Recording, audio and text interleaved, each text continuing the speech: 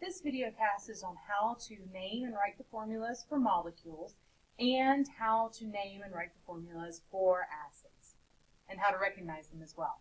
So we'll start off with molecules. Molecules have covalent bonds. So what you're going to look for when you are trying to name something, you're going to look for things that have only nonmetals.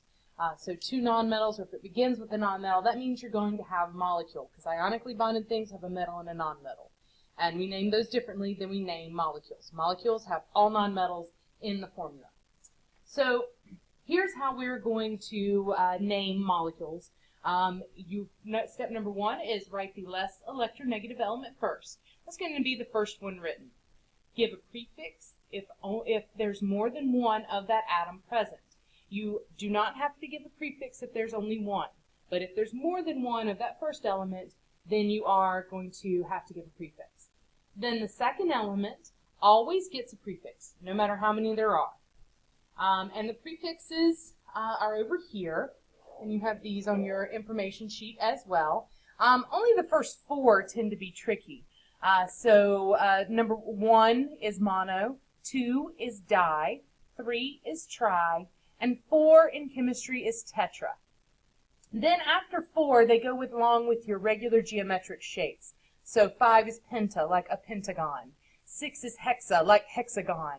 7's hepta, like heptagon, and 8 is octa, like octagon. And 9 is nona, and it goes on from there. So we'll only deal here with the first 8. So you write the prefix depending on the number of atoms present. You're going to add the root of the second element's name, and then we're going to add IDE at the end. So we're going to practice some of these, and we're going to start off with one that you already know the name of, but I'll show you how it works. So we're going to deal with this one. We write the name of the first element, and it is unchanged, carbon. I do not have to give a prefix for this one because there's only one carbon there. Then the second element always gets a prefix. I have 2 oxygens, so I'm going to put di for 2. Then the root of the second element's name, that would be ox. And then the ending is IDE. So this is carbon dioxide. Another one would be this. Again, you name the first element. This is carbon. And again, the ending doesn't get changed for that first element. Then we have, for the second element, it always gets a prefix, even if there's just one. And for this one, since there's one oxygen, it's going to be mon. Now, I dropped the O off of the prefix because you don't put 2 round vowels together. And what I mean by that is you're not going to have an O followed by another O, because that's just going to end up looking silly. What we're going to end up having is dropping the 1 from the prefix, so it'd be monoxide. Now, round vowels are any vowel except I, and you could have 2 I's in a row, like triiodide. You would have 2 I's in a row, and it looks interesting, but that's just the way it goes. Now, if this happened to be, now this molecule does not exist, but if there was a 2 here, and so I had 2 of that first element, it would be dicarbon monoxide. So if that first element, if there's more than one of those, then you have to put a prefix with it. Another one might be something like this, N2O5. And so this one is going to be the first element. There's more than one. So we have di, nitrogen. Again, notice the ending is not changed. So dinitrogen. Then the prefix for 5 is pent.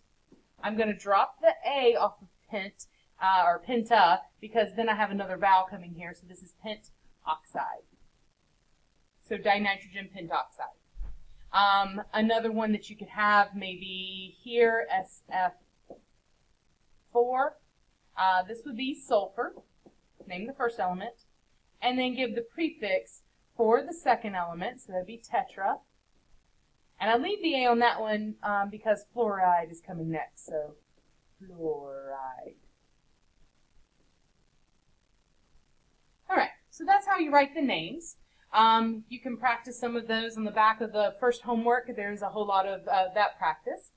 Now I'm going to teach you to go the other way. And you're going to like this. It tends to be pretty easy. If you're given the name of a molecule And you know it's a molecule because you're going to have these dis and tris in there. When you see the prefixes, then you know you're going to have a molecule. And when that happens, you are going to write exactly what it says. So for this one, carbon dioxide, carbon and dioxide means I've got 2 oxygens. There's no charges because they're not made of ions. There's no crissing or crossing. You just write exactly what it says. For this one, that isn't a real molecule, so we'll just do carbon monoxide, carbon, and that means 1 oxygen. This one here, dinitrogen pentoxide. Dinitrogen means I have 2 nitrogens. Pentoxide means I've got 5 oxygens bonded to it. And then the last example here, sulfur tetrafluoride. Sulfur, I only have 1 of those, and then tetrafluoride, I have 4 fluorines in that one. And that's how you write the formulas for molecules. All right, next we have naming acids, and there are 2 different types of acids. You can have a binary acid. Binary just means that there are 2 things. It's hydrogen and an element. We're going to have an entire chapter devoted to acids and bases, and what you're going to learn is that for an acid to be an acid, it has to be able to give up a hydrogen. And that's how we're going to be able to spot our acids, is that their formulas begin with hydrogen. And that's a reason that's the way we're going to be able to spot what's an acid. Their formula is going to start with a hydrogen. So if we're writing naming an acid, a binary acid, hydrogen and another element. So this is a binary acid here. You're going to write hydro to represent your hydrogen.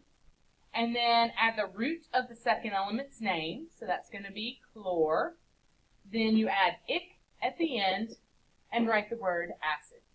Hydrochloric acid. This one, another binary acid. We have hydrogen bonded to a fluorine. Again, we know it's an acid because we see that hydrogen. And this one is hydrofluoric acid.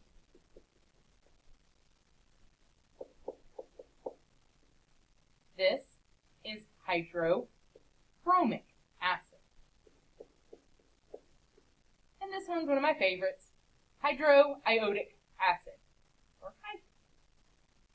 All right, now to go the other way, the way you write the formulas for these, for acids and all acids, is it's going to be just like ionic. You put the 2 things with the charge, and then you would crisscross, but I'm going to come back to that here in a second. So that's binary acids. Then oxyacids are hydrogen bonded to a polyatomic ion. And these are named a little bit differently. It's going to look something like this. Here is an oxyacid. You can see we have this polyatomic ion here. So when we name these, we do not write the word hydro. And that is going to help us distinguish between binary acids and oxyacids coming the other way. So you name the polyatomic ion. NO3 is nitrate. And then we're going to change the ending. 8 changes to ic, ite changes to us.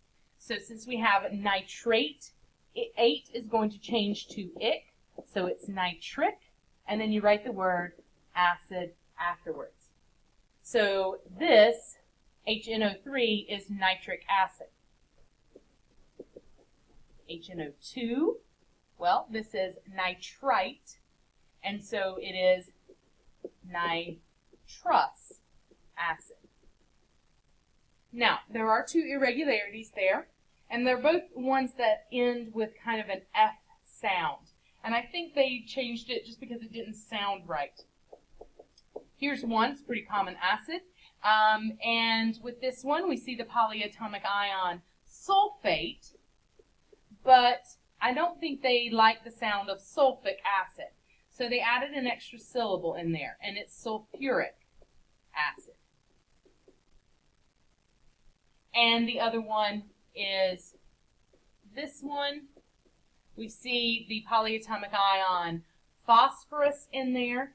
So, or phosphate, sorry. We see the polyatomic ion phosphate in there. And again, I don't think they like the sound of phosphic acid, so they changed it to phosphor. They add that extra syllable, ic acid.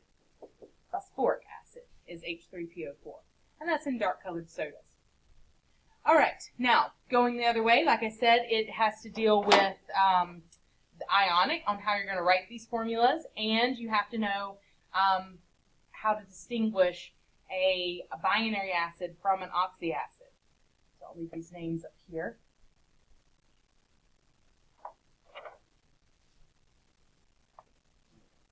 So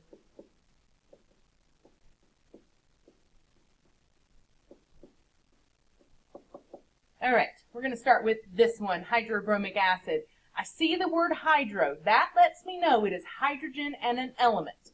So hydrogen's in group 1. It likes to have a 1 positive charge. The other element is bromine.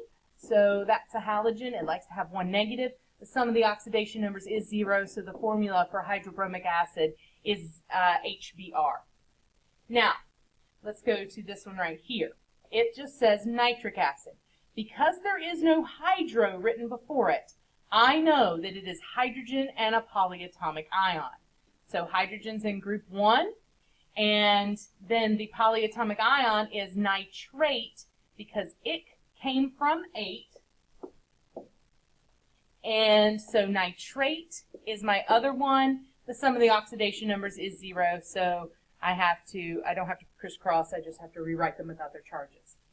But here with sulfuric acid, again, because I don't see the word hydro, I know it's hydrogen and a polyatomic ion, not an element. And the polyatomic ion, it came from 8, and so it's going to be sulfate. The sum of the oxidation numbers is not 0, so you got to crisscross, so that 2's got to come down here, H2SO4.